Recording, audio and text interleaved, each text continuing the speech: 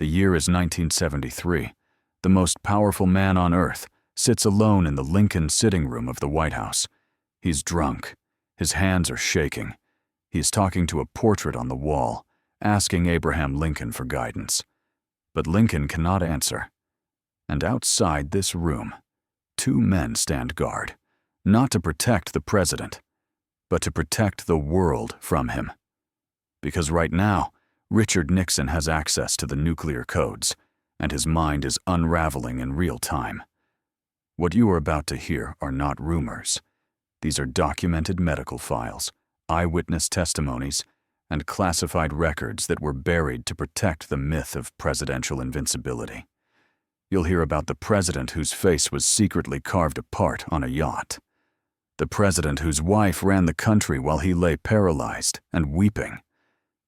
And the president who was so deep in despair that his own staff had to physically remove the means of his own destruction from his reach.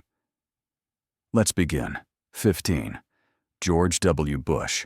George W. Bush was the face of American resolve after September 11, 2001. Strong, decisive, unwavering.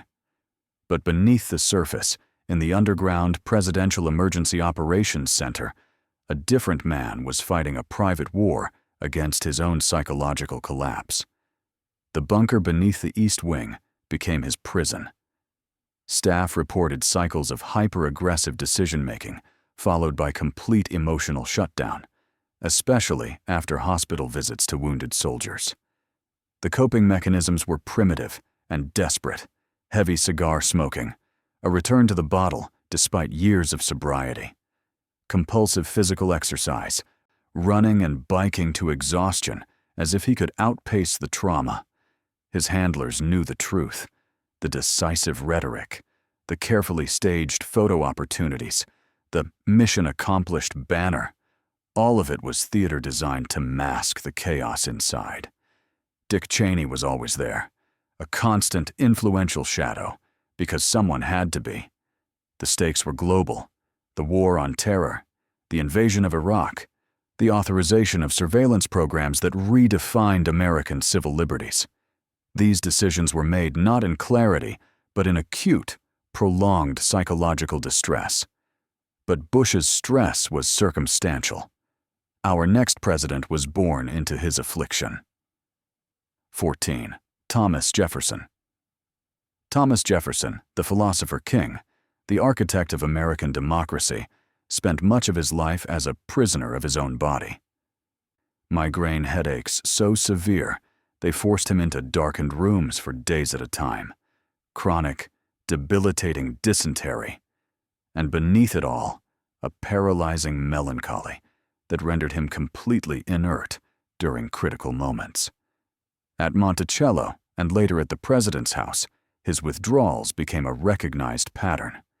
He would retreat to his study, self-medicating with French wines and bizarre treatments like cold foot baths prescribed by Dr. Benjamin Rush. His daughter Martha became the keeper of his darkest confessions, the only person who understood that America's great intellectual was often too paralyzed by indecision to act. The Louisiana Purchase in 1803 required decisive leadership. Napoleon's offer had a narrow window. Jefferson's natural indecision, compounded by his physical and psychological deterioration, nearly cost America the entire western frontier. One man's migraine could have redrawn the map of the continent. His affliction was chronic, but our next president's decline was catastrophically sudden. 13. Dwight D. Eisenhower. September 24, 1955. The general who won World War II clutched his chest in a Denver hotel room and collapsed. The massive heart attack should have killed him. It didn't. But what followed was a carefully orchestrated cover-up that hid the president's true fragility from the American people during the most dangerous years of the Cold War. 2 years later, a stroke left him with mild aphasia, struggling to find words, slower mentally, visibly diminished. At Fitzsimons Army Hospital and later in the White House residence, his condition was managed with anti-clotting medications and a rotating cast of aides who quietly assumed his duties. James Haggerty and John Foster Dulles effectively ran the government while issuing misleading medical bulletins to the press. The severity of his cognitive impairment was consistently downplayed. And all of this was happening as the Soviet Union launched Sputnik in 1957, igniting the space race and escalating the threat of nuclear annihilation. An impaired commander-in-chief during the Cold War's most critical moment. The world was one miscalculation away from oblivion. Eisenhower's body failed him. But our next president's body was a horror show long before he took office. 12. William Henry Harrison. He gave a 2-hour inaugural address in freezing rain without a coat. 31 days later, he was dead. But the pneumonia didn't kill William Henry Harrison. The doctors did. His White House bedroom became a chamber of medical torture. 16 different doctors probed the infection with unsterilized fingers and instruments. Fever, delirium, profuse vomiting and diarrhea. And to manage the pain, massive doses of laudanum, an opium-based drug that sent him into near-psychotic detachment from reality. Dr. Thomas Sewall oversaw treatments that belonged in a medieval dungeon. Cupping, blistering. The president raved incoherently as servants watched in horror, unable to intervene. Alexander Graham Bell was brought in with his electromagnetic metal detector. It failed because no one thought to remove the metal bed springs beneath the president's body. April 4, 1841, the first president to die in office, creating the first constitutional crisis over succession. Vice President John Tyler was initially denied the full powers of the office because Congress couldn't believe this was how things were supposed to work. Harrison's death was accidental malpractice. Our next president knew exactly what was killing him and chose to hide it anyway. 11. Lyndon B. Johnson. Lyndon Johnson was a force of nature, 6'4", crude, domineering. He conducted meetings while sitting on the toilet and drove his car at terrifying speeds around his Texas ranch, ranting about Vietnam. But beneath the bravado was a man chemically dependent on amphetamines and drowning his depression in alcohol. He had survived a massive heart attack in 1955 and became obsessed with his mortality. Chain smoking, hard drinking. His personal physician, Dr. James C. Kane, prescribed D-amphetamine for exhaustion, and LBJ consumed them by the handful. The mood swings were legendary, manic energy followed by profound, suicidal depression. His staff rationalized it as LBJ being LBJ. But this wasn't personality. This was a president making life and death decisions about the Vietnam War while chemically altered and psychologically unraveling. The Maddox incident. The Tonkin Gulf resolution. Strategic escalations based more on emotional reaction than rational military planning. 58,000 American soldiers died in Vietnam. How many of those deaths were decided in the Oval Office by a man high on amphetamines and paranoid from sleep deprivation? Johnson's chemical dependency was a secret. Our next president's pain was impossible to hide. Then, Andrew Jackson. Andrew Jackson was a walking corpse held together by rage and willpower. 2 bullets lodged in his body from old duels, one near his heart, chronic dysentery, tuberculosis, internal bleeding. His doctors treated him with purgatives and bloodletting, medieval techniques that left him weak and psychologically unstable. The White House became his war room. He would take to bed for days, incapacitated by pain, only to re-emerge in violent, righteous fury. His kitchen cabinet of informal advisors controlled access during his worst episodes, explaining away his absences as fever and ague. But his violent temper wasn't just personality. It was the psychological manifestation of constant, agonizing physical torment. During the nullification crisis of 1832, Jackson threatened to invade South Carolina and hang his political opponents. A man in that much pain, with that much unchecked power, posed a legitimate risk of igniting civil war decades early. Senator Thomas Hart Benton and others worked desperately to manage him, knowing that one violent outburst could be his last. Jackson's body was a battlefield, but our next president's mind was the casualty. These secrets were kept for decades. But the next file we are opening was classified for a reason. It changes how you look at the 20th century. 9. Ronald Reagan. The 1984 presidential debate. Ronald Reagan, the great communicator, stood on stage and appeared momentarily lost. Confused. His staff called it a bad night. But inside the White House, Nancy Reagan and Chief of Staff James Baker knew the truth. The president's mind was slipping away. Reports of extreme forgetfulness during key meetings, difficulty tracking conversations, disengagement.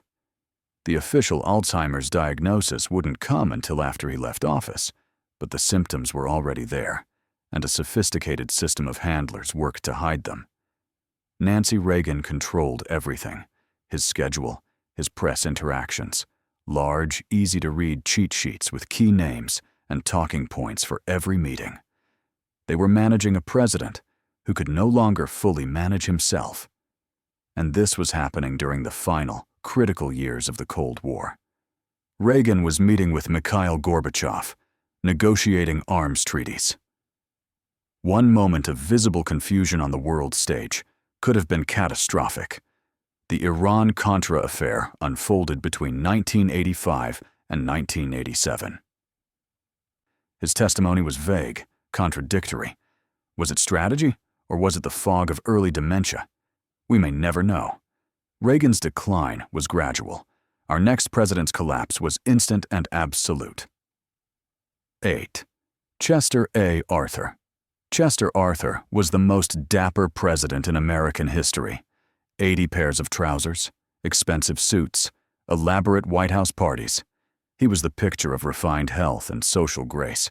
It was all a lie. He was dying of Bright's disease, a terminal kidney inflammation, exhaustion, constant pain, mental lethargy, bloating, and a sallow, yellowing complexion hidden beneath meticulous grooming. And he told no one. Not his cabinet. Not his vice president. Not the American people. He had the White House refurbished, creating the perfect stage for his final performance. He retreated to his private quarters, conducted minimal business, and used social events as a distraction. In 1883, he signed the Pendleton Civil Service Reform Act, despite barely having the strength to hold the pen. When he chose not to seek re-election, he claimed he simply wasn't interested. The truth was, he knew he'd be dead before a second term ended. A dying president who refused to acknowledge it. A vice president never prepared for succession. Arthur's vanity created a constitutional time bomb. Arthur hid his disease. Our next president's illness became a national spectacle of incompetence. 7. James Garfield. July 2, 1881. Charles Guiteau shot President Garfield in a Washington train station. The bullet didn't kill him. The doctors did. For 79 days, James Garfield lay dying in the White House, which became a stench-filled sick room. 16 different doctors probed the wound with unsterilized fingers and instruments. Dr. D.W. Bliss used a custom-made metal probe, pushing it deep into the president's body, creating false passages and introducing deadly bacteria with each insertion. Blood poisoning, gangrene, the septic rot spread through his torso. Alexander Graham Bell's metal detector failed because no one thought to remove the metal bed springs beneath the president's body. Garfield was moved to a cottage in Elberon, New Jersey, via a specially constructed railway spur. It didn't matter. The infection was too advanced. The official narrative blamed the assassin.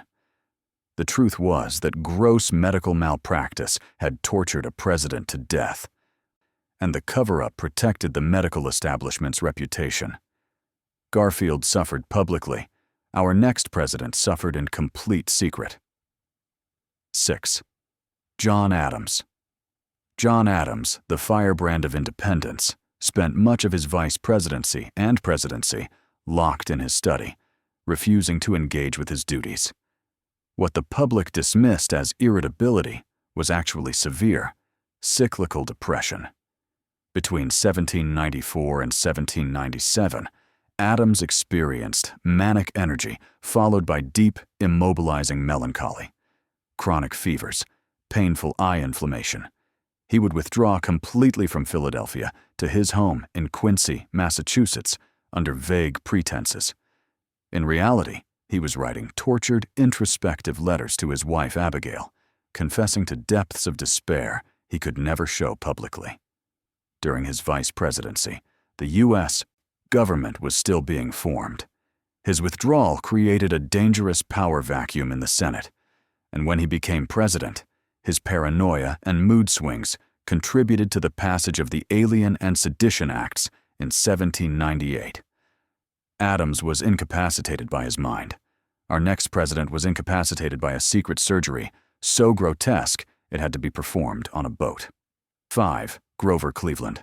July 1, 1893, a private yacht called the Oneida sailed up the East River from New York.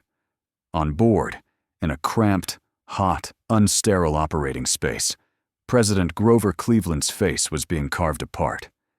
A cancerous tumor had been discovered on the roof of his mouth. 5 teeth were extracted. Then a substantial portion of his upper jaw and hard palate were removed. The blood loss was enormous. The facial distortion was ghastly. And the entire procedure was kept secret because the panic of 1893 was raging. If the public knew their president had life-threatening cancer, the economy would have catastrophically collapsed. The official story: 2 decayed teeth extracted. Rheumatism. White House Press Secretary George B. Cortelyou denied all rumors. A custom-made vulcanized rubber prosthetic was fitted into the massive hole in Cleveland's mouth to restore his speech. Dr. Joseph D. Bryant led the surgery. Cleveland returned to Washington, gave speeches, conducted business, and no one knew that half his face was artificial. Cleveland's surgery was physical. Our next president's affliction destroyed everything. 4. Woodrow Wilson. October 2, 1919, Woodrow Wilson suffered a massive, debilitating stroke that left him partially paralyzed on his left side and severely impaired mentally. The White House became a locked fortress, blinds drawn, guards posted.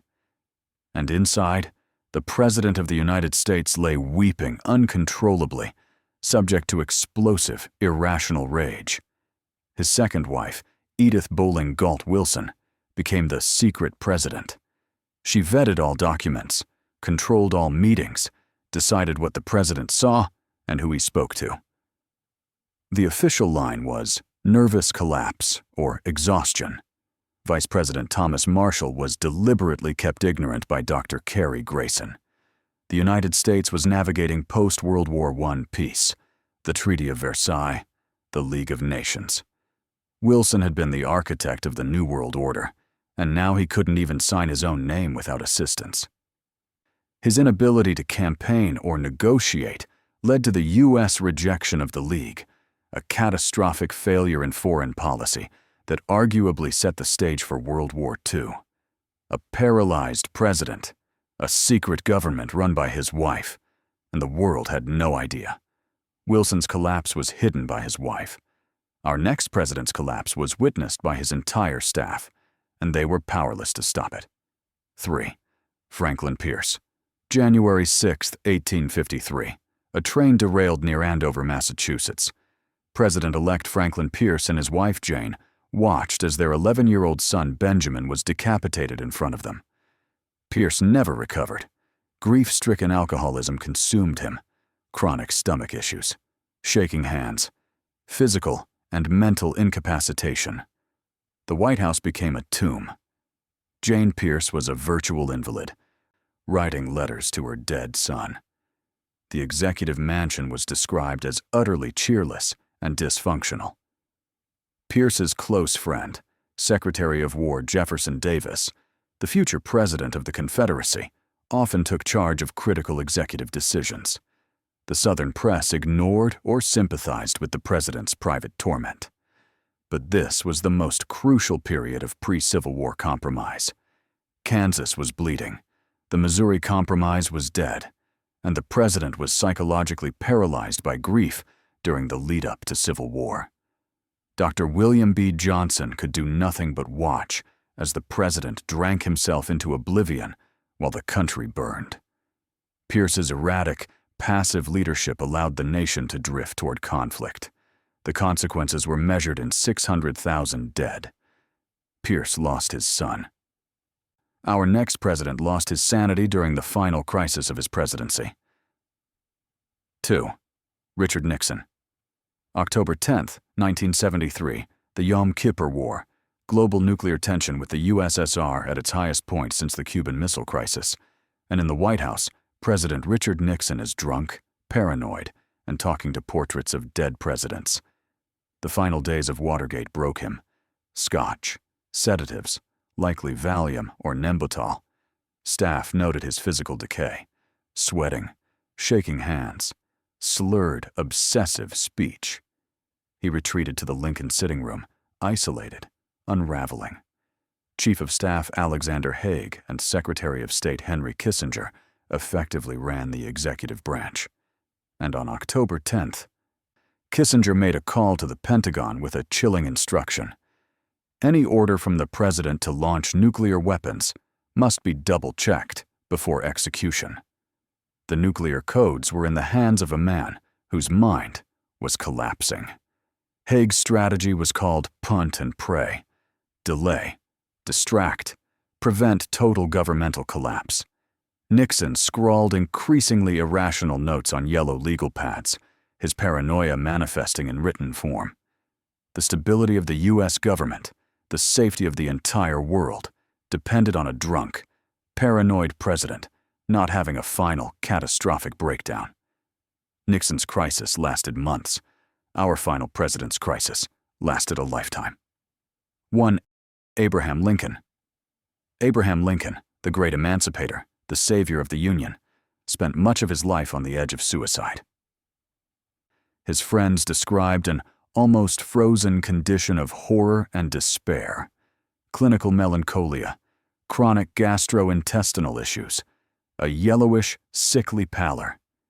He took blue mass mercury pills for digestion, which worsened his neurological state until he discontinued them in 1861. But the depression was deeper than any pill could cause. In 1841, his wedding to Mary Todd was postponed because he was too incapacitated to attend. Friends took away his razors and knives, fearing he would act on his impulses. In Springfield, Illinois, and later in the White House, he would lock himself in his private study for days. His personal secretary, John Hay, provided excuses. Fatigue. Minor illness. Never the truth. His public face was folksy humor and wit, a psychological defense mechanism. Mary Todd Lincoln fiercely protected his reputation. His friend and bodyguard, Ward Hill Layman, spent late nights with him, sometimes literally preventing him from acting on his darkest impulses. The stakes were the Civil War itself. If the South or foreign powers like Britain and France had known the President of the United States was battling suicidal depression, it would have been interpreted as Northern weakness. Recognition of the Confederacy would have followed. Foreign intervention would have destroyed the Union. Dr. Robert K. Stone knew the truth. The president who held the nation together was barely holding himself together. Lincoln's melancholia was the original sin of presidential cover-ups. Every secret that followed was built on the foundation he established, that the myth of the president must be protected, even if the man is dying inside. So here is the question: were they right to hide it? Does the stability of the nation justify the lies? Or does the public have a right to know when the most powerful person on earth is collapsing under the weight of the office? The playlist on your screen contains more hidden truths about American power. The next file is already waiting.